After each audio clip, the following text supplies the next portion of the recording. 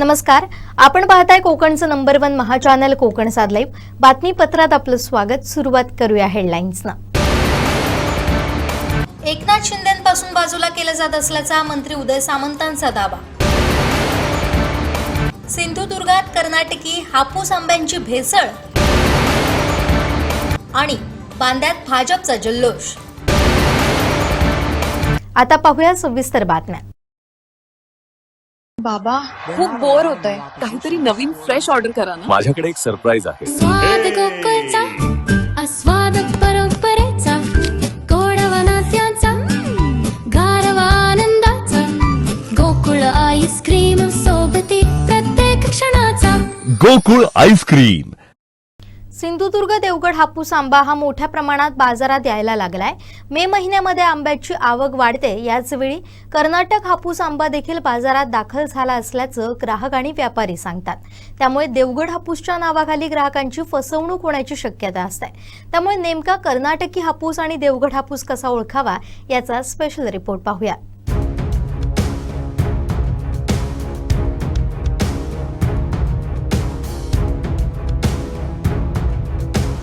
सिंधुदुर्गाच्या बाजारपेठेमध्ये कर्नाटकचा हापूस आंबा दाखल झाल्यामुळे भेसळ झालेली आहे आणि त्याच भेसळीच्या अनुषंगाने आपण कणकवलीतील या बाजारामध्ये बघणार आहोत की नेमकं बाबा देवगड हापूस आंबा आणि कर्नाटकी हापूस आंबा कसा ओळखावा. याच अनुषंगाने काही व्यावसायिक आणि ग्राहकांशी नेमकं मत काय आहे हे दाखवून देणार आहोत. चला तर पाहूया या आंब्यासंदर्भात काय नेमकं ग्राहकांचं मत आहे. मे महिना म्हणजे हापूस आंब्याचा सीझन. कणकवली बाजारपेठेत बाजाराच्या दिवशी मोठ्या प्रमाणात देवगड हापूस आंबा दाखल झालाय. आंब्याचे दर 400 ते 600 रुपयांपर्यंत आहे. आंब्याचा आकार, वजन यानुसार आंब्याचे दर ठरवले जातात. सध्या बाजारात हापूस, पायरी, तोतापुरी, रत्ना अशा प्रकारचे आंबे विक्रीस उपलब्ध आहे. पण देवगड हापूस आंब्याची चव ही काही औरच असते. त्यामुळे प्रामुख्यानं मुंबईकर बाजारात देवगड हापूसची प्रामुख्यानं खरेदी करतात आणि आवडीनं खातात सुद्धा. देवगडचा हापूस आंबा हा त्याची साल पातळ असते आणि तो गोडीला गोड असतो. त्याचा रस एकदम मंद गोड असतो त्याचा आणि त्याची साल पातळ असते. आणि कर्नाटकचा आंबा हा जाड सालीचा असतो, तो गोडीला कमी असतो. हा फरक आहे त्याच्यात. एकंदरीत आता सध्या आंबा बाहेरचा येतोय असं एक शंका व्यक्त होते, याबद्दल काय सांगा. आंबा कर्नाटकचा, केरळचा आंबा येतो आहे, पण तो कमी प्रमाणात येतो आहे. देवगडचा आंबा बहु ठिकाणी मिळतो आहे. त्या मिक्सिंगमुळे थोडंसं व्यापारावर परिणाम होतोय. दरामध्ये फरक होतो आहे. सगळ्या मिक्सिंगमुळे फरक पडतो आहे. ग्राहक म्हणून काय सांगाल इतर ग्राहकांना सांगेल की देवगडचा हापूस आंबा ओळखताना आंब्याची साल पातळ आहे, तो गोडीला कसाला वास येतो देवगडच्या आंब्याला, हे बघून घ्या. म्हटला तर त्याची साल पातळ पाहिजे, सुगंध त्याचा चांगला येतो, चवीला चविष्ट असतो.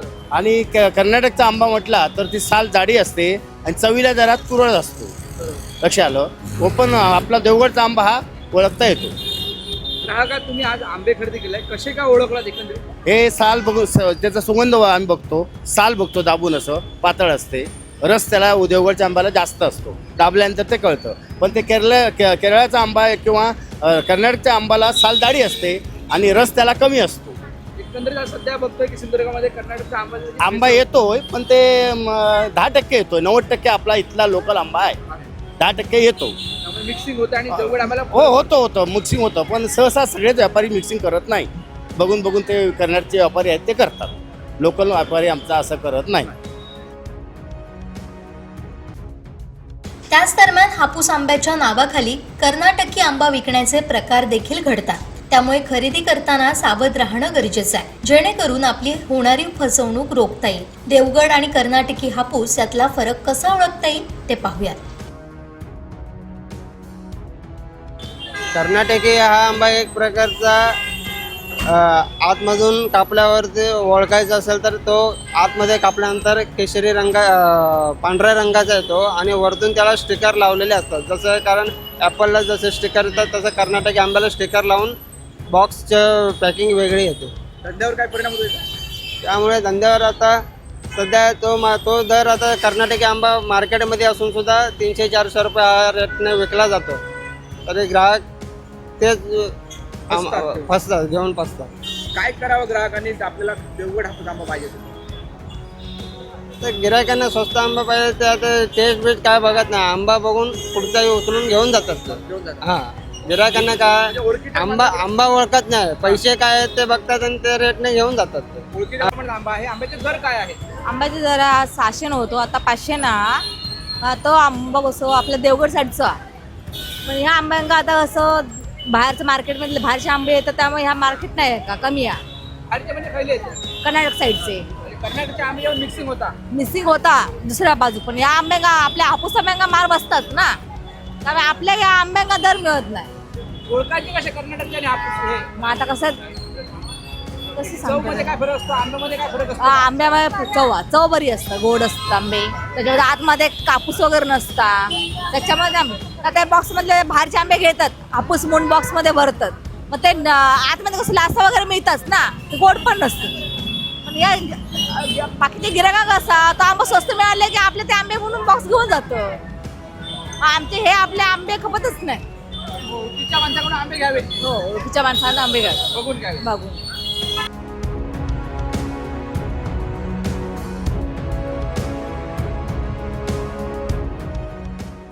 कोकणची ओळख आहे तो देवगडचा हापूस आंबा.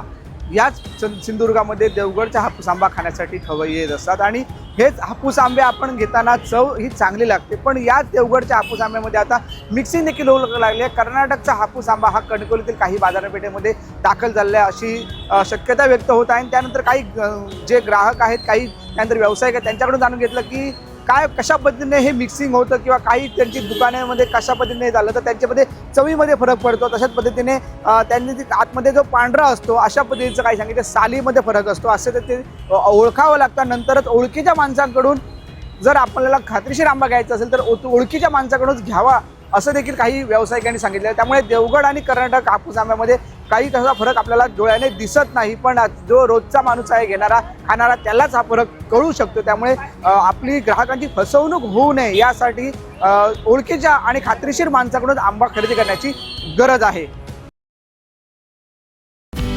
आता तुमच्या सावंतवाडीत कार क्राफ्ट घेऊन येत आहे खात्रीशीर car service. Maruti Suzuki car सर्व्हिसिंगचा मुंबई आणि ठाणे येथील 20 वर्षांचा प्रदीर्घ अनुभव आता आपल्या सेवेसाठी सज्ज. पत्ता car craft services private limited, plot number 21, जुना मुंबई गोवा महामार्ग, चितारी हॉस्पिटल जवळ, कोलगाव, भोम, सावंतवाडी. आजच अपॉइंटमेंट बुक करा. पश्चिम बंगाल आणि तामिळनाडू विधानसभा निवडणुकीत भाजपला मिळालेल्या घवघवीत यशामुळे बांदा शहरात भाजप कार्यकर्त्यांनी मोठ्या उत्साहात जल्लोष साजरा केला. यावेळी फटाक्यांची जोरदार आतषबाजी करत आणि पेढे वाटून विजयोत्सव साजरा करण्यात आला.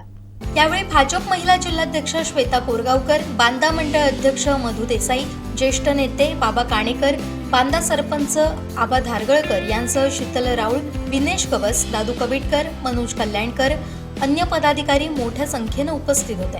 निवडणूक निकाल स्पष्ट होताच बांदा शहरात भाजप कार्यकर्त्यांनी एकत्र येत घोषणाबाजी केली. पश्चिम बंगाल आणि तामिळनाडूमध्ये भाजपच्या विचारधारेचा विजय झाल्याची भावना यावेळी पदाधिकाऱ्यांनी व्यक्त केली. बांदा पंचक्रोशीतील कार्यकर्त्यांनी ढोल ताशांच्या गजरात आणि फटाक्यांच्या आवाजात परिसर दणाणून सोडला होता.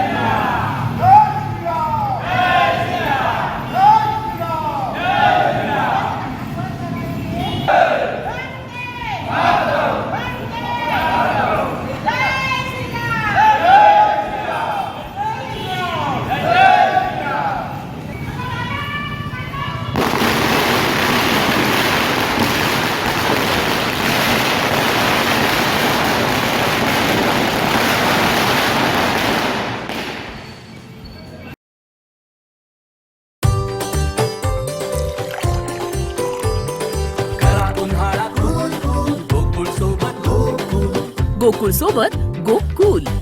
शिक्षण, आरोग्य, महिला सबलीकरण, स्पर्धा परीक्षा अशा विविध क्षेत्रात उल्लेखनीय कार्य करणारे जिजाऊ शैक्षणिक आणि सामाजिक संस्थेचे संस्थापक अध्यक्ष निलेश सांबरे यांना राष्ट्रीय गौरव पुरस्कार 2026 प्रदान करण्यात आला.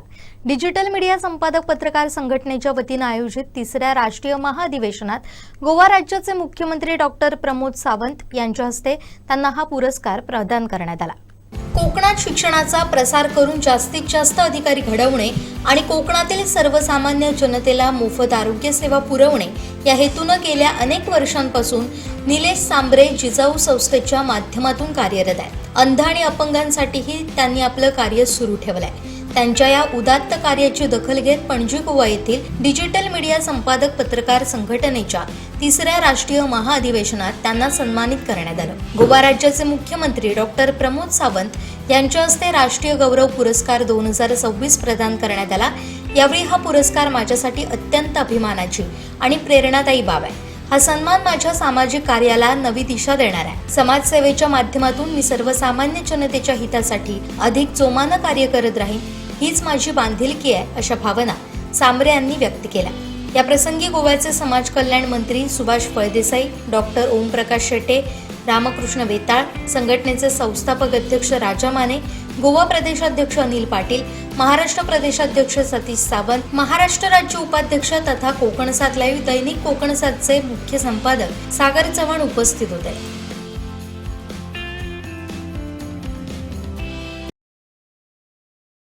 ॲथरच्या दमदार स्कूटर्स आता कुडाळमध्ये. ॲथर 450 आणि ॲथर रिस्टा. आजच भेट द्या Ather showroom, Mumbai Goa highway, Kudal, hotel spice कोकणच्या समोर. संपर्क 9730 10 64 77. खरात प्रकरणी ट्रोलिंगवरून मंत्री उदय सामंतांनी साऱ्यांचेच कान टोचले. टूक करता बातमी पुढे पाठवता, पण यात एखादा बर्बाद होतो अशा शब्दात त्यांनी प्रेक्षक पत्रकारांना सुनावलं. डिजिटल मीडिया संपादक पत्रकार संघटनेच्या राष्ट्रीय अधिवेशनात संघटनेचे राष्ट्रीय अध्यक्ष आणि ज्येष्ठ संपादक राजा माने यांनी घेतलेल्या मुलाखतीदरम्यान त्यांनी हे मत व्यक्त केलं. पाहूया. शिंदे साहेबांचा जो श्रद्धाळूपणा आहे तो घेतलाय का तुम्ही? शिंदे साहेबांचं घेण्यासारख्या अनेक गोष्टी आहेत. म्हणजे अगदी गुवाहाटी पासून आतापर्यंत घडत आलेल्या खरातांपर्यंतच्या घटना. मी खरातांचा तुम्ही आता 2-3 वेळा उल्लेख केला म्हणून सांगतो की खरातांबद्दलची जी काय, आता उद्या बघा आम्ही इथनं गोव्यातनं चाललेलो आहे, कोणतरी बाजूला येतो, उभा राहतो, त्याच्यावर आम्ही फोटो काढतो, त्याच्यावर आमचा व्हिडिओ तयार होतो, ठीक आहे. त्याच्यानंतर एखाद्या समोरच्या व्यक्तीनं फोन केला म्हणून आपण त्याच्याशी बोलतो, आपण त्याला फोन करतो, पण त्यानं जर नीच कृत्य केलं तर त्या नीच कृत्यामध्ये मी बाजूला आहे म्हणून मी त्याच्यामध्ये सामील आहे असं होऊ शकत नाही. तेच शिंदे साहेबांचं आहे. आणि खरात बरोबरचे फोटो साहेब कोणाकोणाचे आहेत तुम्हाला माहिती आहे, मला त्याच्यावर काही आर्ग्युमेंट करायचं नाही, पण खरातची नीच प्रवृत्ती ठेचून काढली पाहिजे ही पहिली स्टेटमेंट देखील एकनाथ शिंदे साहेबांनी दिली. त्याच्यामुळं खरात बरोबर फोटो असणं किंवा खरात बरोबर बोलणं झालं असेल नसेल मला माहीत नाही, पण ते काय जे काय आपण टी व्हीवर बघतो त्याच्यामध्ये त्यांचा काय दोष आहे. असे अनेक मी तुम्हाला दाखवू शकतो की ज्यांचे अनेक लोकांबरोबर फोटो आहेत पण त्याच्यानंतर ते गुन्हेगार ठरले. एखादी व्यक्ती जर आमच्याबरोबर येऊन फोटो काढत असेल आणि तो जर बाजूला गुन्हेगार असेल, ह्याच्याबद्दल राज्याचे मुख्यमंत्री आमचे देवेंद्रजींनी अतिशय चांगलं एक उदाहरण दिलं की मी माईकवर बोलतोय, कॅमेरे समोरून चालू आहेत आणि कोणतरी मागे येऊन उभा राहतो 1 सेकंदासाठी 30 सेकंदासाठी, तो निघून जातो, त्याचा परत आपण फोटो काढतो आणि त्यानं काय घाणेरडं कृत्य केलं की तो आमच्या बाजूला उभा दाखवतो. शेवटी माझं त्याच्यातलं मत असं आहे की त्याची खात्री केली पाहिजे. शेवटी तुमच्या सगळ्या माध्यमांवर आमचं करिअर देखील अवलंबून आहे, ही देखील जाणीव म्हणजे अगदी आदरपूर्वक सांगतो आपल्या सगळ्यांना असली पाहिजे. आज डिजिटल मीडिया असेल, सोशल मीडिया असेल, प्रत्येकाच्या घरात लेखक आहे. मोबाईल घ्यायचा, त्याचं टाईप करायचं किंवा हल्ली असं पण काहीतरी बोलायचं आलेलं आहे, ते बोलायचं आणि नुसतं टूक करून पुढे पाठवून द्यायचं.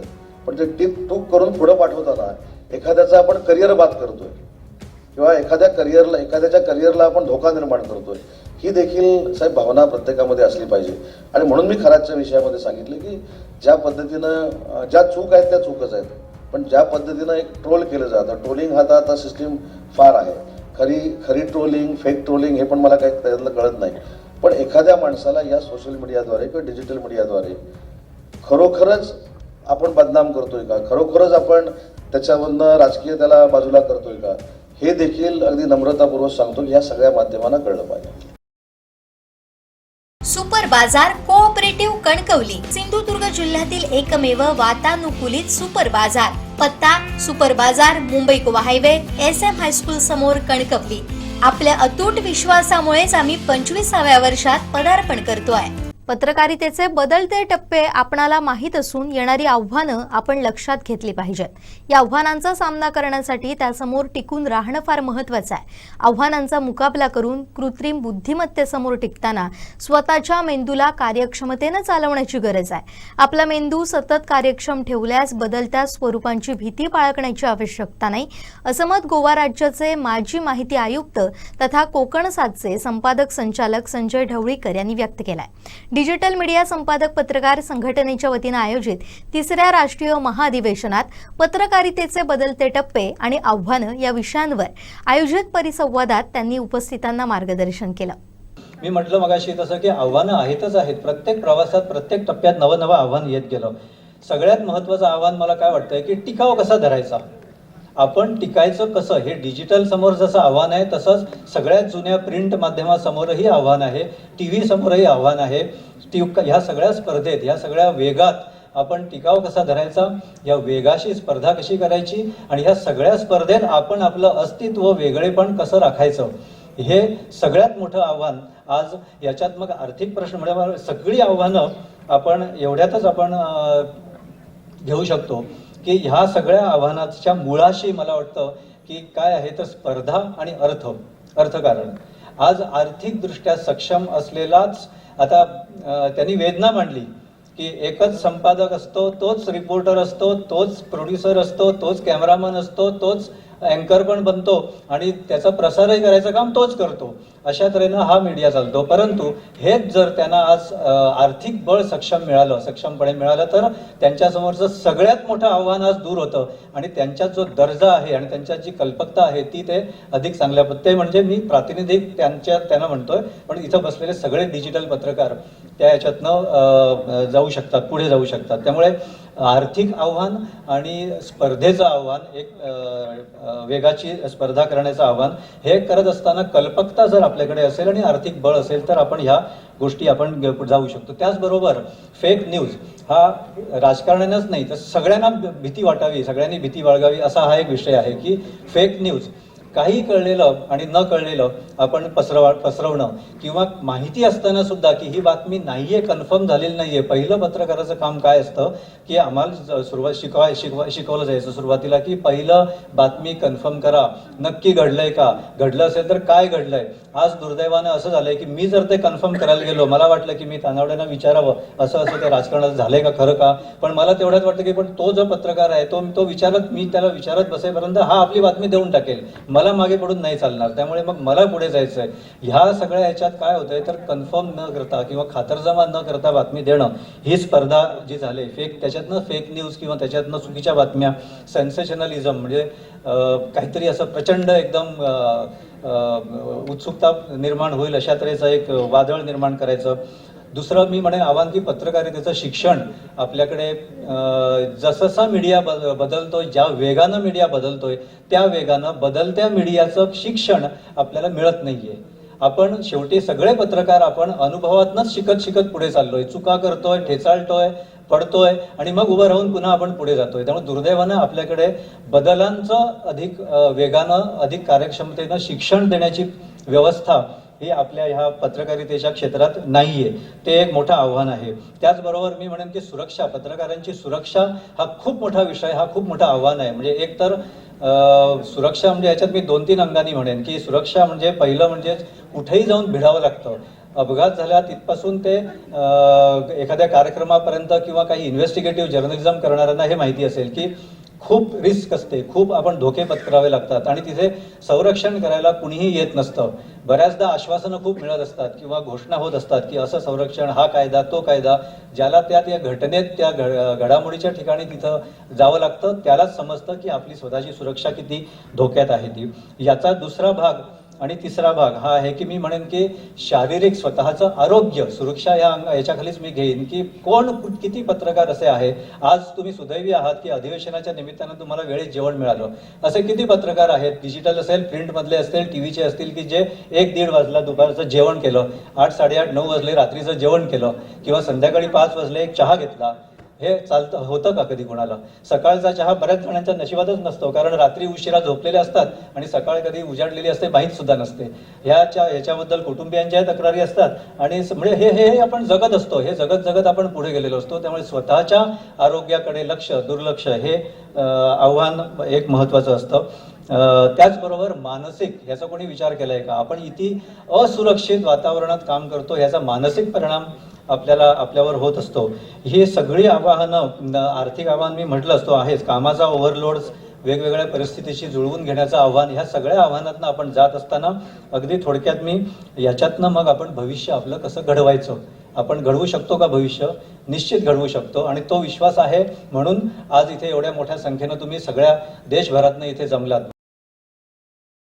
आरवा एंटरप्राइजेसची ब्रँडेड विक्री आणि विक्रीतील सर्व सेवा, लॉयड आणि शार्प ब्रँडचे AC, TV, fridge, washing machine उपलब्ध. आमचा पत्ता RY enterprises, Naik petrol pump समोर, वागदे, कणकवली. संपर्क 9619 61 15 58 आणि 91 30 34 79 08. राजकारणापलीकडे माझे उपमुख्यमंत्री एकनाथ शिंदेंसोबत संबंध आहेत. मला संधी मिळेल, मोठं पद मिळेल म्हणून त्यांच्यापासून मला बाजूला करण्याचा प्रयत्न केला जातोय. तसे विष नेत्यांपर्यंत पोहोचवलं जातं असा मोठा दावा मंत्री उदय सामंत यांनी केलाय.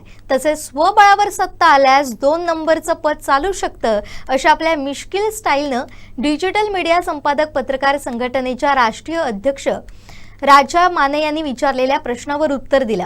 पाहुयात डिजिटल मीडिया संपादक पत्रकार संघटनेच्या राष्ट्रीय अधिवेशनातील मुलाखतीवेळी ते काय म्हणाले. आता कसं आहे की शिंदे साहेबांचे आणि माझे जे संबंध आहेत हे राजकीय नक्कीच आहेत, परंतु राजकारणाच्या पलीकडचे देखील आहेत. आणि ज्यावेळी एखादा नेता माझ्यासारख्या कार्यकर्त्यावर विश्वास ठेवतो, माझ्यासारख्या मंत्र्यावर विश्वास ठेवतो, तर काही ठिकाणी असताना की उदय सामंत अति एकनाथ शिंदे साहेबांच्या जवळ जायला लागला आहे, त्याला आता बाजूला कसं करायचं ही देखील साहेब यंत्रणा आहे ना. जशी आमच्यामध्ये आहे तशी तुमच्यामध्ये देखील आहे, हे नाकारता येणार नाही. बरोबर ना? म्हणजे मी कोणाचा अपमान करत नाही, पण जसं आमच्यामध्ये आहे तसं तुमच्यामध्ये आहे. तुमच्यासारख्यांना वाटतं की उदय सामंत मोठा व्हावा, पण काही लोकांना वाटतं नाही याचं म्हणजे मगाशी जो पत्ता कट हा मी शब्द प्रयोग केला, हा सारखा टीव्हीवर दिसतो, हा सारखा शिंदेबरोबर दिसतो, हा सारखा एकनाथ शिंदेच्या संपर्कात असतो, हा कदाचित पुढे मोठा होऊ शकतो. मग आता काय करायचं? तोच मुख्यमंत्री होणार आहे किंवा तोच उपमुख्यमंत्री होणार आहे, हे विष आमच्या नेत्याच्या कानापर्यंत पोचवायचं. म्हणजे तुमची भावना साहेब चांगली आहे, पण अशी आहेत ना प्रवृत्ती. आणि म्हणून मी सांगितलं की ज्या पद्धतीनं शिंदे साहेब संघर्ष करत राज्याचे मुख्यमंत्री झाले, हा आदर्श त्यांनी कार्यकर्त्यांसमोर ठेवलेला. कोणी किती काही म्हणू, कोणी टीका करू, काय करू, हा त्यांचा वैयक्तिक प्रश्न आहे. पण ज्या कौटुंबिक सिच्युएशनमधनं ते संघर्ष करत तिथपर्यंत पोहोचले, अशा संघर्ष करणाऱ्या नेत्याला, संघर्ष योद्ध्याला आपण कुठेतरी चॅलेंज करायचं हे माझ्या स्वप्नात पण नाही.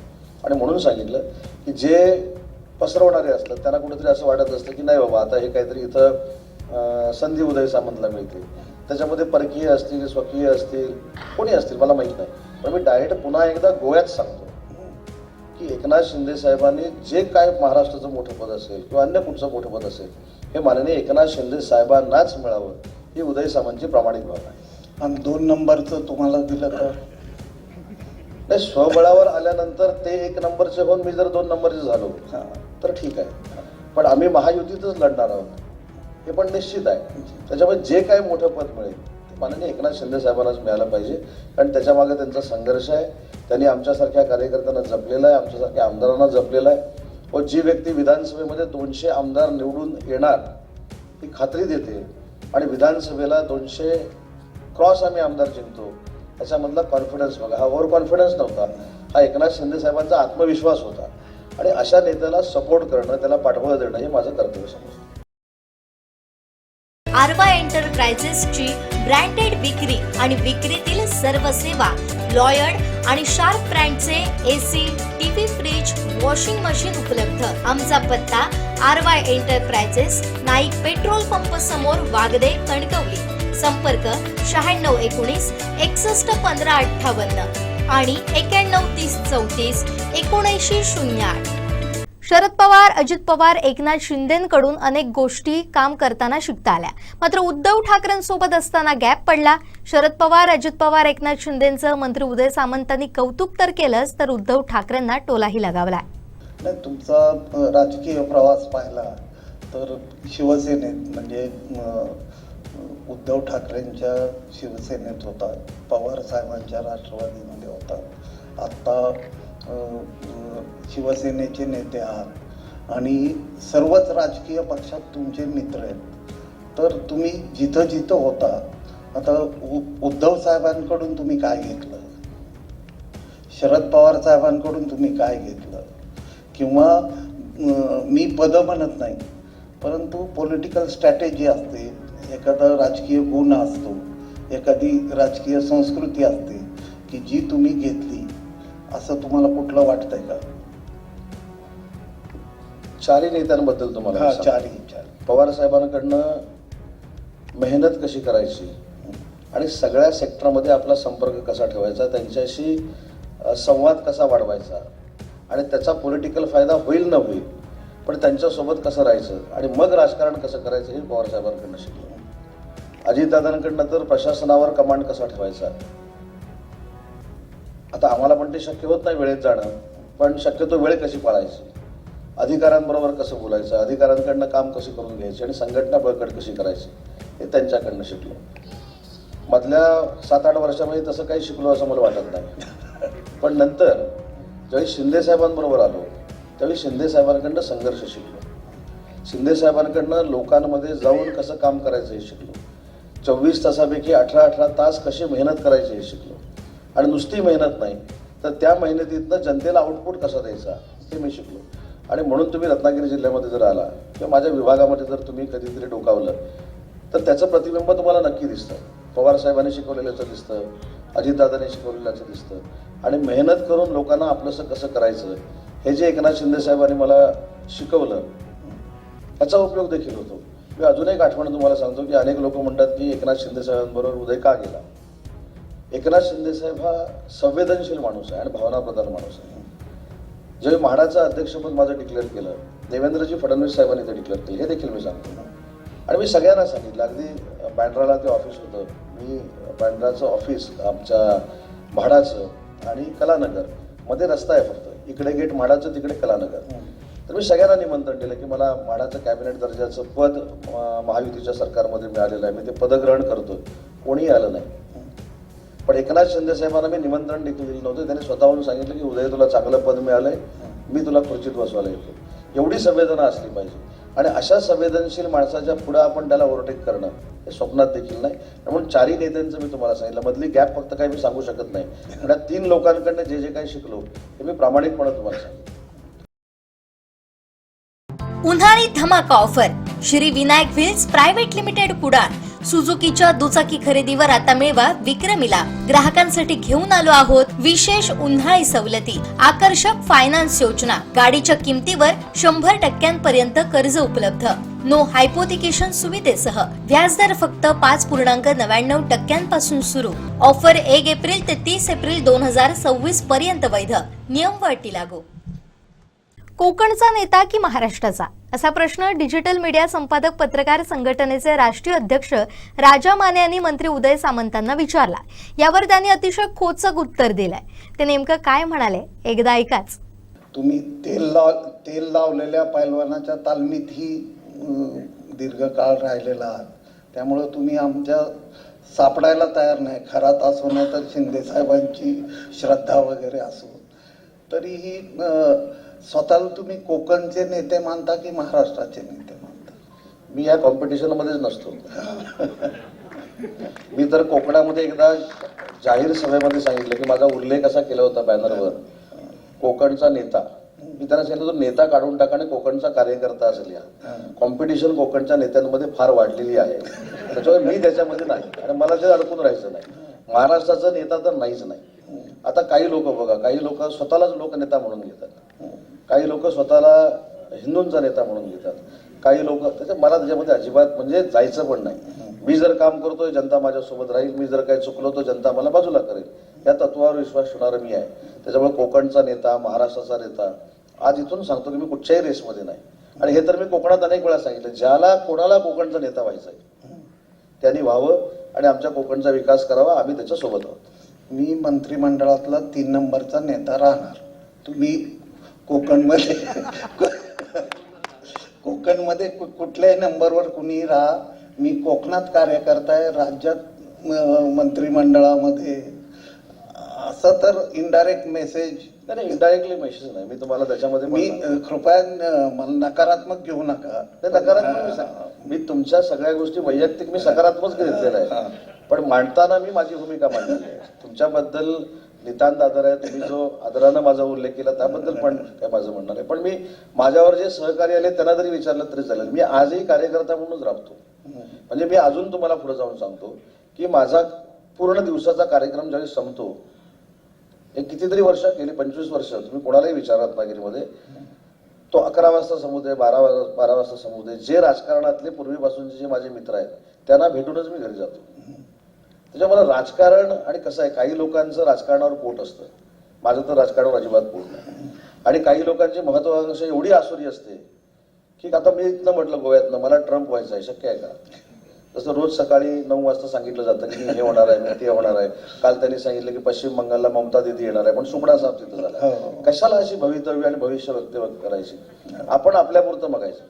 आणि म्हणून मला असं वाटतं की मी ह्या नेत्यांच्या रेसमध्ये कुठच्याच नाही, माझ्यावर नेत्याचा विश्वास आहे, याच्यात मी समाधान आहे. उन्हाळी धमाका offer Shri Vinayak wheels private limited Kudal. सुझुकीच्या दुचाकी खरेदीवर आता मिळवा विक्रमीला. ग्राहकांसाठी घेऊन आलो आहोत विशेष उन्हाळी सवलती, आकर्षक फायनान्स योजना, गाडीच्या किमतीवर 100% कर्ज उपलब्ध, नो हायपोथिकेशन सुविधेसह, व्याजदर फक्त 5.99% सुरू. ऑफर 1 एप्रिल ते 30 एप्रिल 2026 पर्यंत वैध. नियम व अटी लागू. उद्योगपतींना घेऊन चहा जरी घेतल्याचं दाखवा, राजकीय निवृत्ती घेईन असं मोठं आव्हान डिजिटल मीडिया संपादक पत्रकार संघटनेच्या राष्ट्रीय अधिवेशनात मंत्री उदय सामंतांनी दिलाय. नेमकं ते काय म्हणाले पाहूया. माझी तर विनंती, मी अनेक पत्रकारांना विनंती करतो, तुम्ही एक 15 लोकांची टीम तयार करा, डिजिटल मीडियाची करा, इलेक्ट्रॉनिक मीडियाची करा. मी MIDC मार्फत मी जे सांगितलेलं आहे की खरं आहे की खोटं आहे हे पारदर्शकपणानं मी तुम्हाला दाखवतो. मला गडचिरोलीमध्ये घेऊन जातो. गडचिरोलीचं नाव हे नक्षलवादी होतं, पण आता उद्योग नगरी झालंय की नाही आपण जाऊन बघू. तिथे 2 लाख कोटीचे स्टीलचे प्रोजेक्ट होतात की नाही आपण बघू. ती स्टील नगरी होते की नाही बघू. तिथून आपण चंद्रपूरला येऊ, तिथनं आपण नागपूरमध्ये येऊ, असं पूर्व विदर्भ पश्चिम विदर्भ करू. अमरावतीला जाऊन PM टेक्सटाईलमध्ये काय चाललंय बघू. आणि असं करत करत आपण आडाळीला पण येऊ. म्हणजे गोवा आणि सिंधुदुर्गाच्या बरोबर सीमेवर जी आडाळी MIDC आहे तिथं नक्की काय चाललंय हे देखील बघू. काय नरेटिव्ह फेक क्रिएट करणं याच्यामध्ये फार कसब आहे असं मला वाटत नाही. पण काल मला टोयोटाचे सगळे अधिकारी मुंबईमध्ये भेटले. त्यांनी मला येऊन काय सांगितलं, टोयोटा किर्लोस्कर जे होते, गाडी तयार होते, जी स्कूटरपासून बसपर्यंत बनवणार आहे, त्यांनी सांगितलं की उद्योग विभागाचा 0.01% नाही तर 0% त्रास आहे. याचा अर्थ इंडस्ट्रियलिस्ट आणताना आम्हाला काहीच नको, चहा नको, अजून काही नको, आम्हाला NT चेंबरमध्ये भेटा नको, अजून कुठे भेटा नको. मी 4 वर्षामध्ये 14,500 कोटीचा इन्सेंटिव्ह वाटला.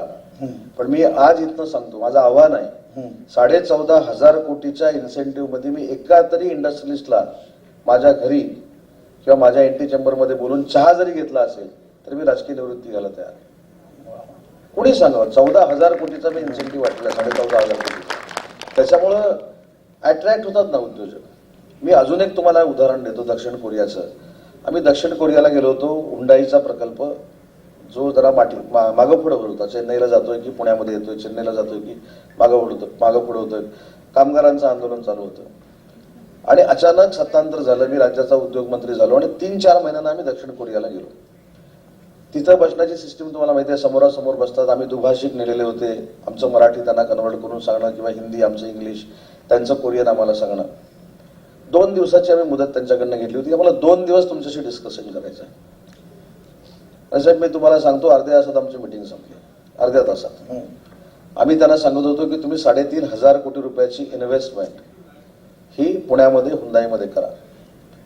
त्यांनी त्यांच्या दुभाषिकाला असं सांगितलं की 4 महिन्यापर्यंत आम्ही हे करणार नव्हतो. याचं कारण मोदीजींच्या नेतृत्वाखालचं सरकारही महाराष्ट्रामध्ये नव्हतं. पण आता तुम्ही आलाय, तुमची मीटिंग अर्ध्या तासात संपवा. आम्ही 3,500 नाही, आम्ही 7,000 कोटी घेऊन आम्ही आता पुण्याला येतोय. ते 7,000 कोटी तर आलेच, आणि परवा त्यांनी पुन्हा एकदा MOU करायचं ठरवलं 10,000 कोटीचा. म्हणजे हुंदाईनं 17,000 कोटी रुपये महाराष्ट्रामध्ये इन्व्हेस्ट करण्याचा अर्ध्या तासात निर्णय घेतला. त्याच्यामुळे सांगितलं की सत्तांतर झालं. सत्तांतर झाल्यानंतर आम्हाला कोण गद्दार म्हणालं, आम्ही 50 कोटी घेतले काय, सगळं म्हणालं.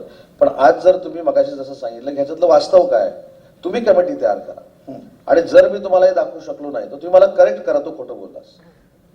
अडाळीला आपण आता गेलो, तिथं प्रोजेक्ट येत नसेल तुम्ही मला करेक्ट करा. रत्नागिरीमध्ये प्रोजेक्ट येत नसेल करेक्ट करा. आजच मी कोका कोलाची मीटिंग घेतली. कोका कोलाचा 3,500 कोटीचा प्रकल्प जर लोटे परशुरामला चालू झाला नसेल तर मला करेक्ट करा. त्याच्यासमोर रेल्वेचा बर्थ बनवण्याचा 1,500 कोटीचा प्रोजेक्ट झाला नसेल मला करेक्ट करा. शेवटी माझ्या चुका पण मला कळल्या पाहिजे. पण होतंय कसं की कोणाच्या तरी पत्रकार परिषदेवर आपण विश्वास ठेवतो आणि तो सांगतो की वेदांत फसवून गेला. अरे बाबा, कुठं गेला? तो आलाच नव्हता तर जाईल कसा? आज महाराष्ट्रामध्ये पहिल्यांदा असं झालं की जे आरोप झाले, हे 4 प्रकल्प गेले, 5 प्रकल्प गेले, त्याच्यावर व्हाईट पेपर करणारा पहिला मी उद्योगमंत्री, पहिला. हे धाडस विधान भवनामध्ये कोणी केलं नव्हतं. आणि परवा देखील सांगितलं, परवा, की पुढच्या अधिवेशनामध्ये आम्ही डावोसला जाऊन किती MOU केले आणि त्याची परिणिती काय झाली याची भगवी पत्रिका मी काढणार आहे. हे पण देशातलं पहिलं उदाहरण आहे. मग एवढं जर पारदर्शकपणानं आम्ही व्हाईट पेपर काढतोय, भगवी पत्रिका काढणार आहोत, तुम्ही जा ना कोर्टात, तुम्ही विधानसभेमध्ये आणा ना माझ्यावर हक्कभंग. बाहेर कशाला पत्रकार परिषद घेताय? जिथं तुम्हाला विधिमंडळामध्ये मला अडचणीत आणायचं आहे, माझ्यावर तुम्ही हक्कभंग आणू शकता, तुमचं ते आयुध आहे. पण प्रॉब्लेम असा आहे, ते विधानसभेच्या बाहेरच जास्त वेळ असतात. सभागृहात देखील बसलं पाहिजे ना, सभागृहातला कायदा समजून घेतला पाहिजे. मी जर खोटं बोललो असेल मंत्री म्हणून तर माझ्यावर कसा हक्कभंग येतो? मी व्हाईट पेपर जर चुकीचा काढला असेल तर माझं मंत्रिपद पण जाऊ शकतं. एवढे अधिकार विधानमंडळाला आहेत. पण विधानमंडळामध्ये आधी 2 तास रोज बसलं तर पाहिजे. सगळं जे आहे ते विधानसभेच्या बाहेरनं, याला काही अर्थ नाही. हा फेक नरेटिव्ह आहे. आणि मी तुम्हाला पुराव्यानिशी महाराष्ट्रामध्ये दाखवू शकतो की आम्ही इन्व्हेस्टमेंट किती आणली. सुपर बाजार कोऑपरेटिव्ह कणकवली, सिंधुदुर्ग जिल्ह्यातील एकमेव वातानुकूलित सुपर बाजार. पत्ता सुपर बाजार, Mumbai Goa highway, SM high school समोर, कणकवली. आपल्या अतूट विश्वासामुळेच आम्ही 25व्या वर्षात पदार्पण करतोय. भाजप सोबत करमत का, असा खोचक प्रश्न डिजिटल मीडिया संपादक पत्रकार संघटनेच्या राष्ट्रीय अधिवेशनात मंत्री उदय सामंत यांना विचारण्यात आला. याला अगदी तसंच उत्तर मंत्री उदय सामंतांनी दिलं आणि अधिवेशनात हशा पिकलाय. पाहुयात काय घडलं. जाता जाता मला आपल्याला राजकीय एवढंच विचारावं वाटेल, आपण नव्या पिढीतले आहात, की भाजप सोबत करमत का तुम्हाला? तुम्हाला माहिती आहे माझं वैयक्तिक विचार करा. नाही, तुम्हाला विचारतोय. माझं वैयक्तिक तुम्हाला माझा इतिहासच माहिती आहे. मी जिथं जातो त्याच्याबरोबर माझं करम का, त्याच्यावर मला काही अडचण नाही. खरं आहे. किंवा पवार साहेब असोत अथवा उद्धवजी असोत किंवा एकनाथ शिंदे साहेब असोत, सर्वांच्या जवळ म्हणण्यापेक्षा सर्वांचा आवडता एक नेता अशी उदयजींची इमेज आहे, हे आपल्या सगळ्या पत्रकारांना माहीत आहे. आणि उदयजींनी आपल्याला हे सांगू इच्छितो की आपण आता गडचिरोली पासून अगदी आम्हाला असं फिरवत फिरवत गोव्याच्या बॉर्डरपर्यंत आणलं. प्रत्येक ठिकाणी आमचा माणूस आहे. आणि तुम्ही आता चॅलेंज म्हणूनच सांगितलंय, तर त्यात चुकीचं काय असेल तर माझी आपल्याला विनंती आहे की थेट आपण ते मालिका तयार करण्यापूर्वी उदयजींना एक फोन करून, किंवा तुम्ही आमच्या अधिवेशनात जे बोलला होतात ते आम्हाला पटलं नाही आणि त्याचा पुरावा म्हणून ही मालिका आवर्जून पहा, असं आम्ही आपल्याला सांगू. पण आपण या ठिकाणी आलात एक नव्या पिढीतला म्हणजे 50शीतला नेता. हा कधीही तरुणच असतो आणि आपण सर्व विचारांच्या महाराष्ट्रातल्या नेत्यांचा, जसं पत्रकारांच्या बाबतीत एक तत्व आहे की पत्रकार सर्वांचाच असावा आणि कुणाचाच नसावा. अगदी त्या तत्वाला पण एक चांगला माणूस असावा, चांगला नेता असावा. तर चांगला माणूस आणि चांगले नेते म्हणून आपण महाराष्ट्राच्या राज्याच्या पटलावर कार्यरत आहात. आपली आमच्या डिजिटल मीडियाकडून काही अपेक्षा असेल किंवा आव्हान करू इच्छित असाल तर आपण सांगा, नाहीतर आम्ही एरवी नेहमी आमच्या मागण्या घेऊन डिजिटल पत्रकारांच्या आपल्याला भेटणारच आहोत. हे माझी आपल्याकडनं काहीच अपेक्षा नाही, कारण शेवटी तुम्ही त्या क्षेत्रामध्ये काम करताय. फक्त जाता जाता दोनच महत्त्वाच्या गोष्टी सांगतो की राज्याचा उच्च व तंत्रशिक्षण विभागाचा मी मंत्री होतो आणि एल्फिस्टन कॉलेजला मी गेलो होतो. आणि एल्फिस्टन कॉलेजला गेल्यानंतर माझ्या असं लक्षात आलं की त्या एल्फिस्टन कॉलेजला काही काळ बाळशास्त्री जांभेकरांनी शिकवलेलं होतं.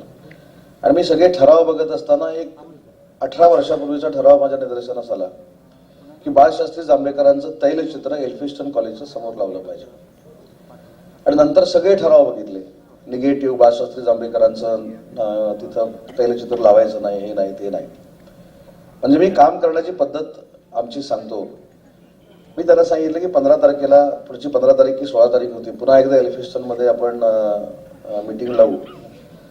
आणि त्यावेळी ते निगेटिव्ह ठराव असताना मी बाळशास्त्री जांभेकरांचा फोटोज घेऊन तिथे गेलो आणि त्या प्रमुख दारावर बाळशास्त्री जांभेकरांचा फोटो लावला. याचं कारण असं आहे, एल्फिस्टन मध्ये मराठीची मूर्तवेळ बाळशास्त्री जांभेकरांनी लावली, हे माहीत नाही. त्याच्यामुळं मला असं वाटतं की पत्रकारांबद्दल नितांत आदर आहे. सिंधुदुर्गामध्ये असताना देखील सिंधुदुर्गाचे पत्रकार जर इथे असतील तर तुम्हाला सांगतील की त्यांच्या पत्रकार भवनची परिस्थिती काय होती आणि आता सिंधुदुर्गचं पत्रकार भवन काय आहे. दुसरं पत्रकार भवन आता मी रत्नागिरीमध्ये करतोय, त्याच्या उद्घाटनाला मी तुम्हाला सगळ्यांना बोलवेन. माझी अपेक्षा हीच आहे की आपला जो डिजिटल पत्रकार असेल किंवा इलेक्ट्रॉनिक पत्रकार असेल किंवा प्रिंट मीडियाचा असेल, त्यांनी माझ्या जिल्ह्यामध्ये काम करत असताना आधुनिक पद्धतीनं काम करावं, त्यांना देखील जगाची माहिती असली पाहिजे. अशी आपण ही पत्रकार भवन उभारतोय आणि त्यातला आपण तिथं देखील उभारतोय. आता दुसरी माझी आपल्याला विनंती आहे की मगाशी मी ऐकलं की पहिलं तुमचं अधिवेशन कुठे याला झालं, पहिलं भिलारला झालं, महाबळेश्वरला झालं, भिलारला झालं, पण माझ्याशी संबंधित झालं. भिलार आता माझ्याकडे आहे, मी मराठी भाषेचा मंत्री असल्यामुळे.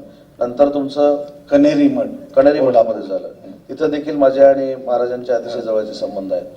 आज गोव्याचं झालं. आज तुम्हाला अजून एक महत्वाची गोष्ट सांगतो की माझा जो जन्म आहे, प्रमोद सावंत ही मित्रच असतील, त्याच्या पुढचं सांगतो, माझा जो जन्म आहे तो गोव्यामध्ये झालाय, मडगावमध्ये, बरोबर आहे, तिथं पण झालं.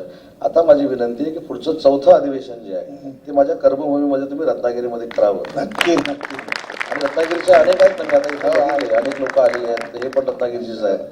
तर हे सगळं अतिशय चांगल्या पद्धतीनं, हे गोव्या एवढं मला माहित नाही, पण कोकणच्या पद्धतीने तुमचं स्वागत करतील. तर पुढचं आजच जाहीर करा की तुमचं अधिवेशन हे रत्नागिरीला आहे. पुढचं अधिवेशन आपलं रत्नागिरीत असेल, म्हणजे त्याच्या पुढचं आपण सकाळी जे दिल्लीत घ्यावं असं चाललं होतं, तर ते आपण पोस्टपोन करूया आणि उदयजींचं निमंत्रण इमिजिएट स्वीकारून पुढचं आपलं अधिवेशन, 4थं अधिवेशन हे रत्नागिरीत असेल. रत्नागिरी, दिल्ली व्हाया रत्नागिरी करा, चालेल. शेवटी ठळक घडामोडी पुन्हा एकदा. एकनाथ शिंदेंपासून बाजूला केलं जात असल्याचा मंत्री उदय सामंतांचा दावा. सिंधुदुर्गात कर्नाटकी हापूस आंब्यांची भेसळ आणि बांद्यात भाजपचा जल्लोष. बातमीपत्रात वेळ झाली इथेच थांबण्याची. पाहत रहा कोकणचं नंबर 1 महा चॅनल कोकण साध लाईव्ह. धन्यवाद.